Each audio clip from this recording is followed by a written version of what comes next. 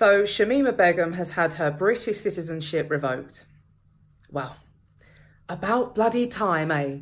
I mean, what have we just watched? This saga that's been going on for days, where we've had officials saying, oh, we can't make her stateless and she's a right to come back. And we've seen all these lefties out with their Bring Shamima Back posters. And this is a terrorist. I don't care if she herself carried out those atrocities. We saw this girl sit on camera, completely callous, no remorse, calm, collected, almost grinning, saying she wasn't fazed by seeing severed heads. She wasn't bothered by witnessing executions. And she justified the brutal killing of children at Manchester Arena. We cannot have these people back. Now, I don't know if it's just me. In fact, I do know that it's not just me, because I've seen a huge percentage of the British population, which is comforting. I've seen a lot of you say, don't be sending her back here. Do not be sending her back here. This is a terrorist. She doesn't belong here. Why are we even discussing this? As soon as these people go out there, we should say, bang, your citizenship is gone. You are never coming back. And let's see how many of them go. We've already had lots of them back, by the way. This isn't just the first case of someone trying to come back. We've already got lots of them back. This one's a special case because she's willing to sit on camera, grinning, saying, the British people should have sympathy for me. Well, maybe if you didn't leave our wonderful country and go and join a barbaric terrorist group, we might sympathise, darling. But my sympathies lie with the victims of Islamic terror attacks where people are being maimed and children are being scraped off the wall of Manchester Arena and we're having people driven at and beheaded on our streets. They're the people that get my sympathy, and their families who have to live through that. Not your family, not you. Sorry. No sadness, no sympathy here. None from me and none from the majority of the British people. You are a traitor. She should be hanged, right? Let's have it right. She should be hanged. Now, we've done away with that. We don't execute traitors anymore. But to say that we should bring her back and what? Have sympathy? Pay for her? What, pass her in the street? Just pass her in the street and say, oh, look, there's Shamima. She's all right. She just lost her way for a bit, but she's one of us. She's all right. No way. No way. Not for the safety of our children, and not because, believe you me, if she came back, it would open the floodgates, we'd have them all back. Now, here's the bad news, folks. I don't know if you've seen the letter from the Home Office. I've read it.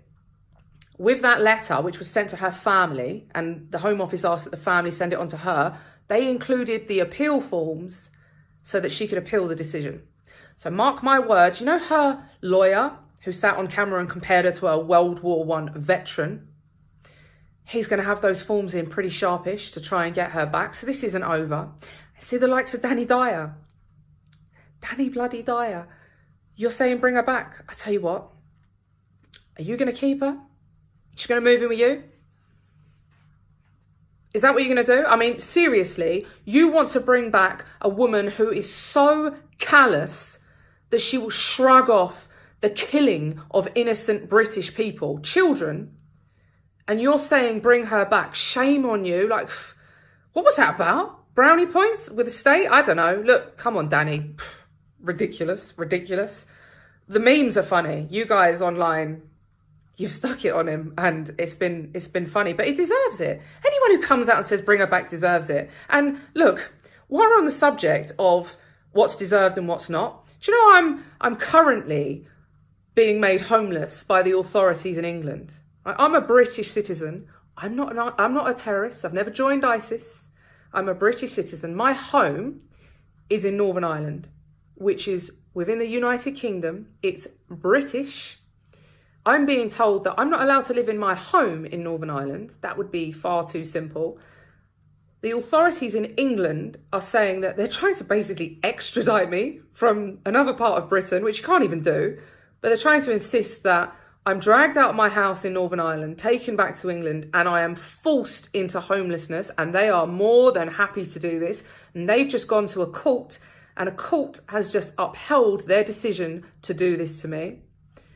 So I'm literally being banned from my own home, in my own nation, and this creature who's been out there running around with jihadists, quite happily, by the way. She didn't rush home. She didn't get out there and go, this is bad news, girls. We should all go back. No, no, no.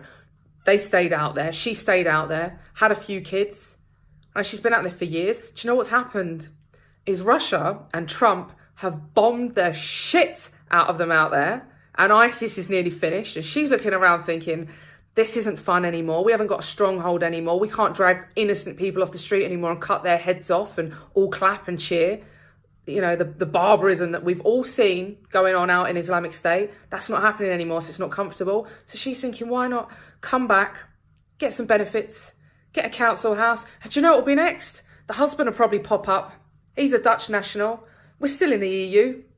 So what next? She comes over, right to family life, need my husband with me. He's over, everyone's over, all's forgiven.